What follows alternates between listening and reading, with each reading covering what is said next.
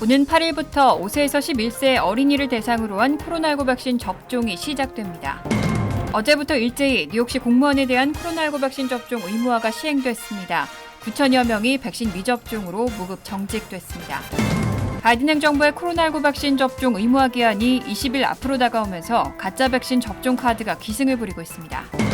전 세계 주요 국가들이 위드 코로나 국면으로 속속 전환하고 있지만 아직도 한국의 재외 국민을 대상으로 한 자가격리 면제 기준은 그대로입니다. 면제 대상을 형제자매까지 확대해달라는 요구도 받아들여지지 않고 있습니다. 국세청이 앞으로 10년간 부자들로부터 4천억 달러의 세금을 더 징수할 계획입니다. 이상은 이 시각 주요 뉴스입니다.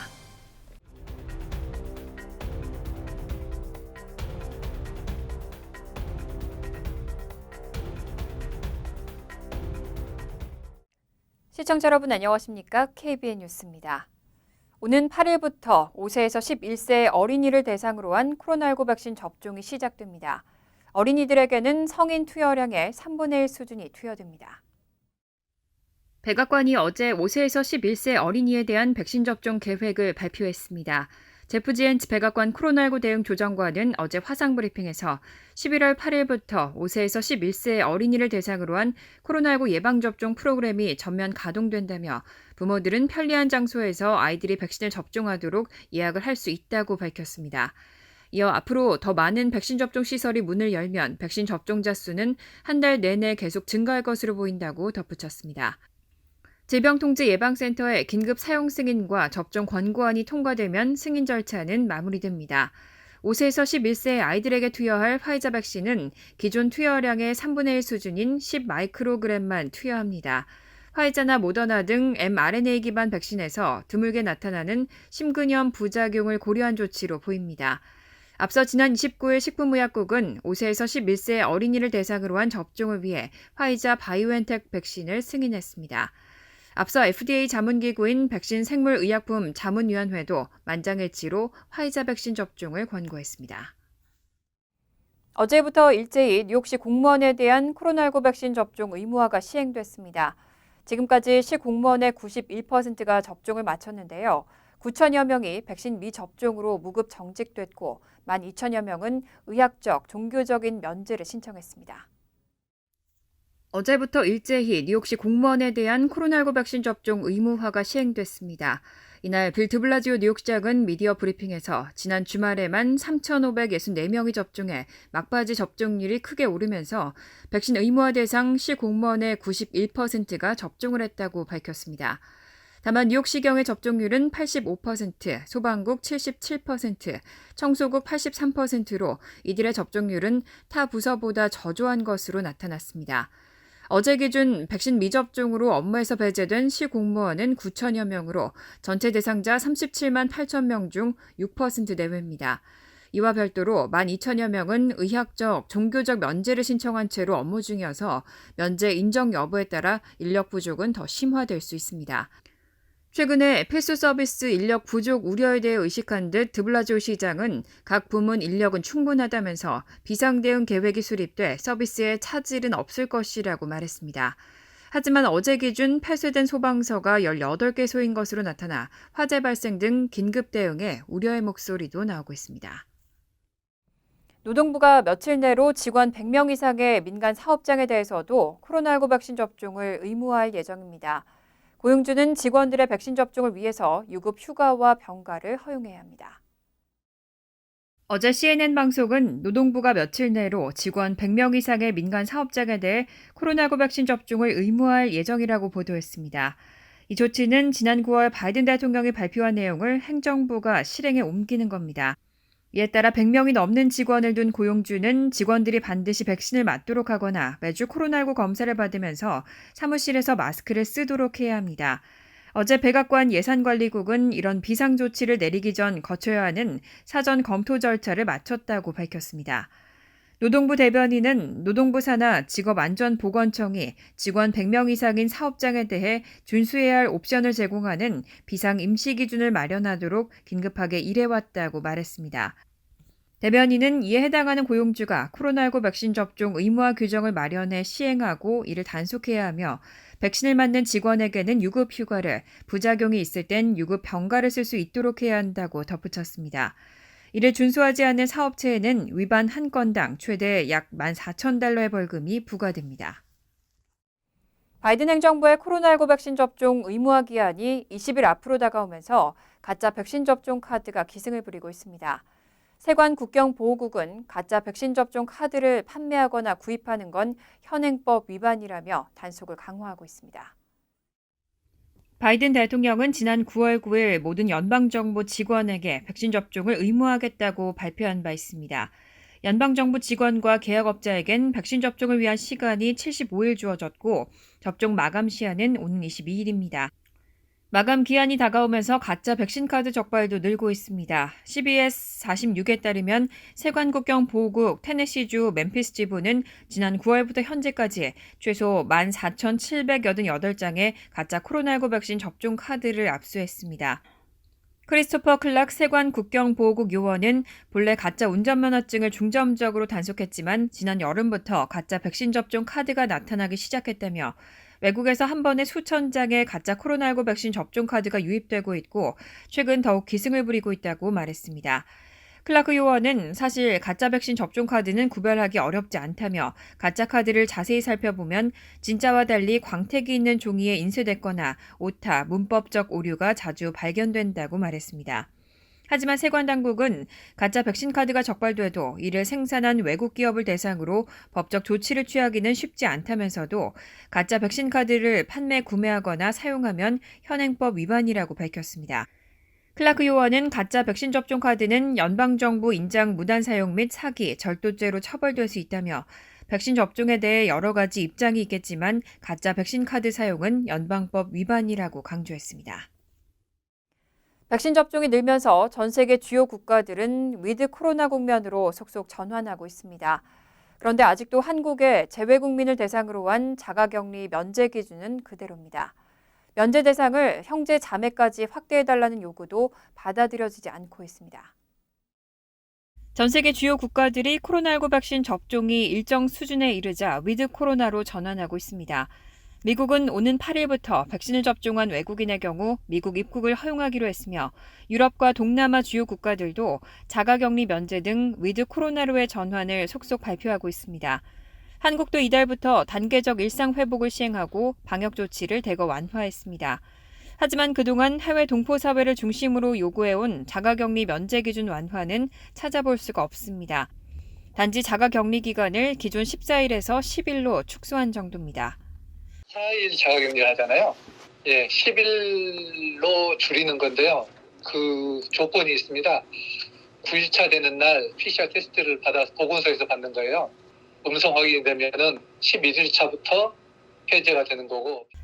지난달 세계 한인회장대화 중 직계가족 방문 자가격리 면제를 11월부터 형제 자매까지 확대할 수 있도록 검토하겠다는 정부 방침에 대한 보도가 있었지만 결국 시행되지 못했습니다. 뉴욕 한인회도 뉴욕을 방문하는 정치인들에게 수차례 제도 개선을 당부했지만 받아들여지지 않고 있습니다. 저희가 그런 보이스는 계속 냈습니다.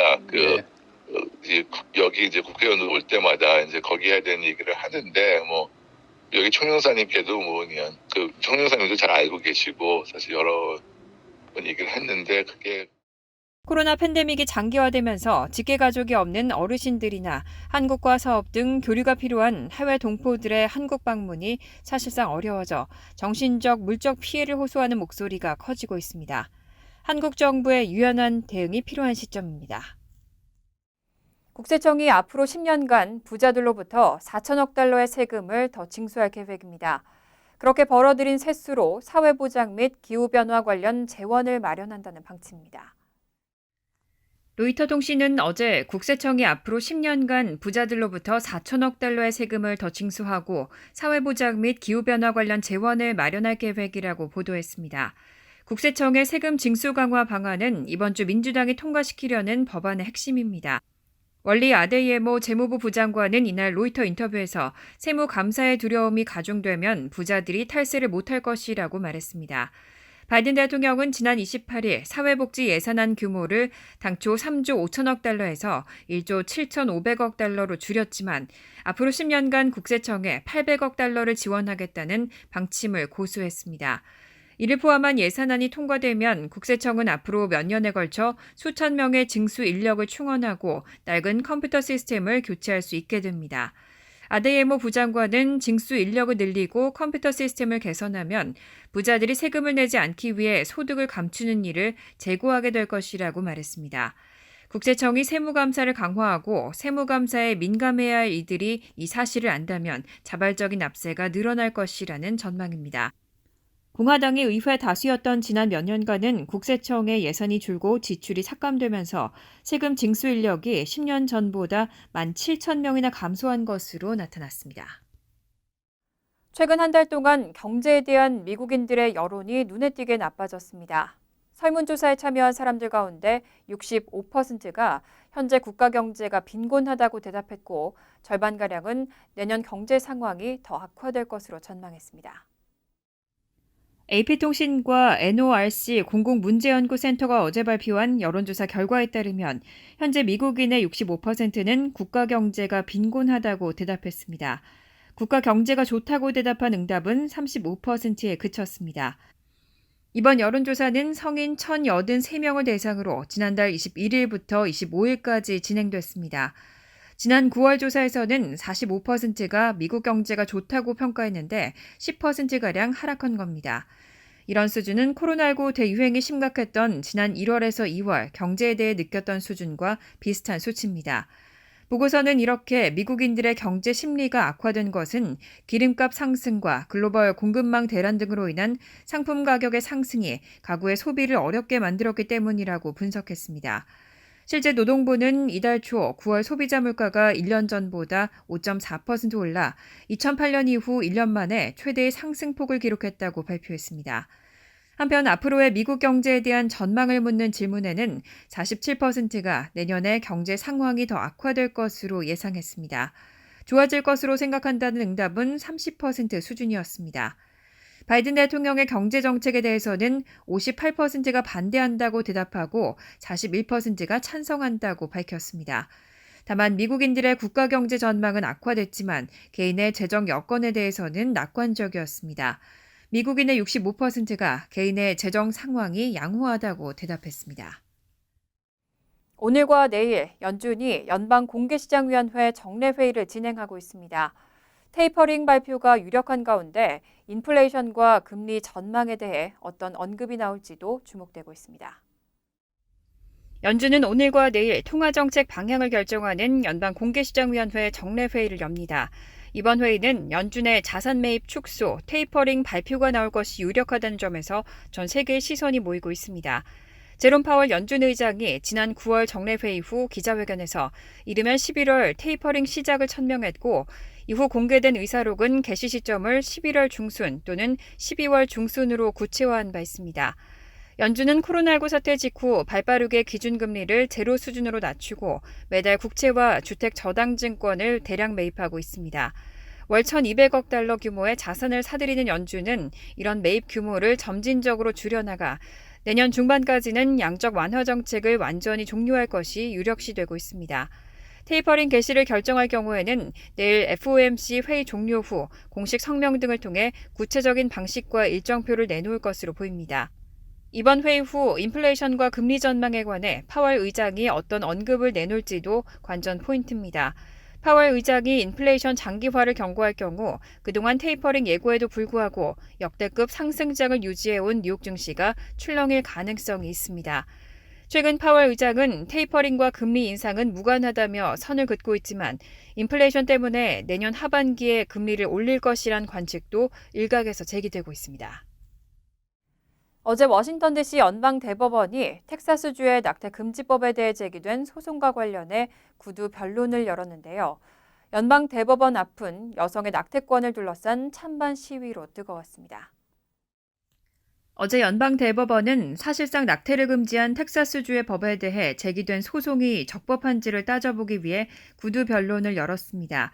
텍사스주는 지난 9월부터 성폭행 피해로 인한 임신까지 포함해 6주가 지나면 낙태를 할 수 없도록 하는 법을 시행하고 있습니다. 하지만 이를 주 당국이 직접 단속하지 않고 일반인이 낙태 시술을 하는 병원이나 낙태 시술 과정에 도움을 준 이를 고소하도록 하는 방식을 썼습니다. 법의 효력 정지를 원하는 쪽에서 누구를 상대로 소송을 걸어야 할지 애매하게 해놓은 겁니다. 어제 구두 변론에서 텍사스주 측은 원고들이 텍사스주를 상대로 소송을 제기할 법적 권한이 없다면서 법 시행에 있어 주 당국자들에게 주어진 역할이 없기 때문이라고 주장했습니다. 소송을 낸 병원과 바이든 행정부 측에서는 텍사스주의 낙태 금지법이 헌법에 반하는 것이라면서 연방 대법원이 텍사스주의 손을 들어주면 살아남을 헌법적 권리가 없을 것이라고 맞섰습니다. 뉴욕타임즈는 이날 진보 성향 대법관 3명은 물론 브렛 캐버노, 에이미 코니 베럿 대법관 등 보수 성향 대법관 2명도 텍사스주의 낙태 금지법에 문제가 있을 수 있다는 입장을 보이는 듯했다고 전했습니다. 하지만 이날 변론은 위헌 여부를 본격 심리하기 위한 것이 아니라 소송 적격 등 절차적 문제를 따지는 자리였습니다. 여성의 낙태권 제한에 대한 연방 대법원의 본격 심리는 12월 1일 미시시피주의 법률을 대상으로 이뤄질 전망입니다. 최근 서부 지역에서 발생한 잦은 산불의 원인은 인간 활동에서 비롯된 기후 변화 때문이라는 연구 결과가 나왔습니다. 그동안 서부 지역에서 발생한 잦은 산불의 주요 원인이 인간 활동으로 인한 기후변화에 있다는 내용의 국립과학원의 연구 결과가 어제 발표됐습니다. 최근 서부 지역에선 2001년부터 2018년 사이 잦은 산불이 발생해 연평균 13,500제곱킬로미터가 소실됐습니다. 1984년부터 2000까지 발생한 화재의 2배에 달하는 규모입니다. 연구팀은 4,200제곱킬로미터에 가까운 지역이 불타 캘리포니아주 사상 최대 규모로 기록된 지난해 8월의 산불 역시 인간 활동으로 인한 온난화로 대기 환경이 산불이 나기 쉽게 건조해졌기 때문이라고 주장했습니다. 이번 연구를 이끈 룽푸 캘리포니아 UCLA 대학 기후학 박사는 LA타임스에 우리가 이전에 예상했던 것보다 훨씬 더 빨리 이런 일이 일어났다고 전했습니다. 푸 박사가 이끄는 연구팀은 그동안 잦은 산불의 원인이 무엇인지 파악하기 위해 공기가 얼마나 건조한지를 연구해왔는데 수증기압차 연구를 통해 산불 발생의 증가가 따뜻한 계절에 발생하는 수증기압차 증가와 밀접한 관련이 있다고 봤습니다. 대체로 수증기압차가 클수록 토양과 식물이 건조해지고 화재가 발생하기 쉬운 환경이 되는데 2001년부터 2008년까지 5월에서 9월에 수증기압차가 높은 날의 수가 이전에 비해 94% 증가했다는 분석입니다. 또 이런 이상기후를 초래하는 수증기압차 증가의 발생 요인의 68%는 지난 20년간 인간 활동으로 인한 지구온난화 때문이라고 설명했습니다. 간추린 소식입니다. 뉴욕 남부 연방지방법원이 한국 송환을 막아달라는 유병헌 전 세모그룹 회장의 차남 유혁규 씨의 청원을 기각했습니다. 캐시 세이벨 판사는 한국 검찰이 자신에게 적용한 혐의로는 한국으로 송환될 상당한 근거가 없다는 유 씨 측의 인신보호 청원을 받아들이지 않았습니다. 세이벨 판사는 제기된 범죄 혐의의 공소시효가 지나 한미 범죄인 인도조약에 따른 송환 대상이 아니라는 유 씨 측의 주장에 대해서도 이는 국무부가 판단할 부분이라고 밝혔습니다. 미 영주권자인 유 씨는 2014년 4월 세월호 참사 이후 한국 검찰의 3차례 출석 요구에도 귀국을 거부해 범죄인 인도 청구 대상이 됐고 도피 6년여 만인 지난 7월 뉴욕주 자택에서 체포됐습니다. 2023년부터 심각한 병으로 간호가 필요한 형제를 둔 뉴욕주 직장인들도 가족 유급병가를 사용할 수 있게 됐습니다.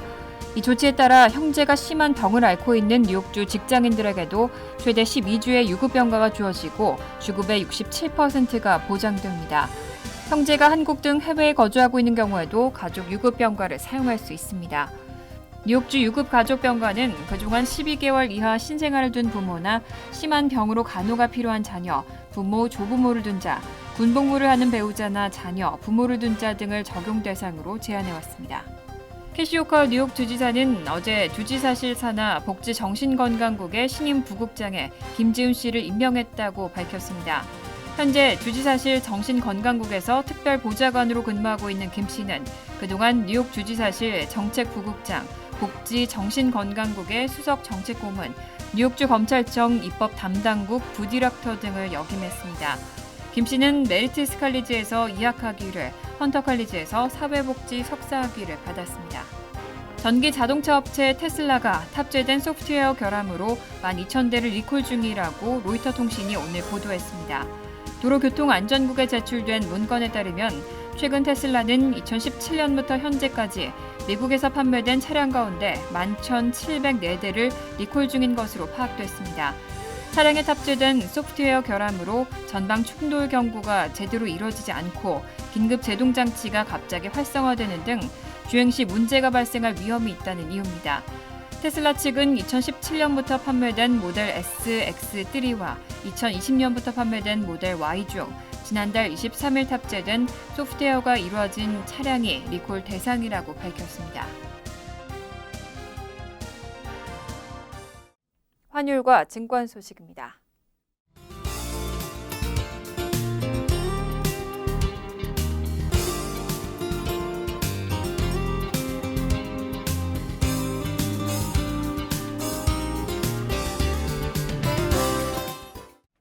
이어서 날씨입니다. 수요일은 화창하겠습니다. 낮 최고 기온은 52도, 섭씨 11도, 밤 최저 기온은 39도, 섭씨 4도로 예상됩니다. 목요일은 대체로 화창하겠습니다. 금요일도 화창한 날씨가 이어지겠습니다. 이상으로 KBN 뉴스를 마칩니다. KBN과 함께 즐거운 저녁 되시기 바랍니다. 미 동부 최대 한인방송 KBN이 제작하는 KBN 뉴스는 웹사이트 mykbn.com 그리고 유튜브와 페이스북에서 다시 보실 수 있습니다. 좋아요, 구독, 알림 설정은 뉴스 제작에 큰 도움이 됩니다.